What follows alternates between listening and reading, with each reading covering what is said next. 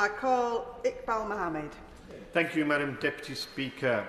As other speakers have referenced, International Women's Day was born out of struggles waged by past generations of women, whose efforts and sacrifices, by and large, will not be recorded in the history books, but whose actions have enabled other women to walk an easier path through life than perhaps they did.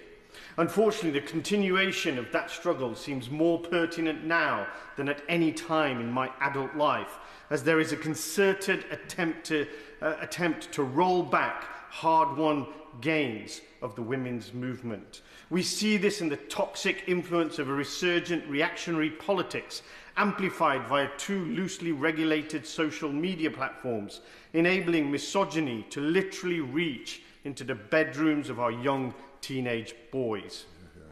I'm not just referring here to the Andrew Tates of the world. I'm also referring to the Donald Trumps of this world, who ridicule the very notion there being an unequal playing field that hinders the lives of women. Indeed, Trump and his supporters state the exact opposite. In their world, it is men, and white men in particular, who are the real victims of moves to tackle inequality. There are two things about this narrative that worry me. Firstly, it is getting traction in this country.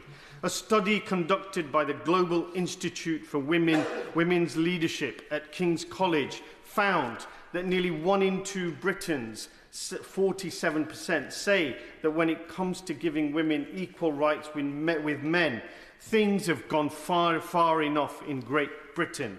A notable increase on the 38% who said the same last year, and a stark increase in the proportion who felt this way as recently as 2019. The increase means that for the first time, Britons are now more likely than Americans to agree women's equality has gone far enough. Secondly, these views normalise misogyny and encourages violence against women and girls. They literally put women's life in danger. It is critical, therefore, for MPs to reassert the reality of institutionalised misogyny and sexism. That is something more often than not which is denied, whether in the House of Commons or the police force or the military, where instances of misogyny get reduced to some bad apples and the institutions get involved, get let off the hook. We have to more forcefully demonstrate a zero-tolerance approach to hate and abuse against women. We also need more practical measures right now to make it safer for women to live their lives free of harassment and go about their everyday lives without fear or attack.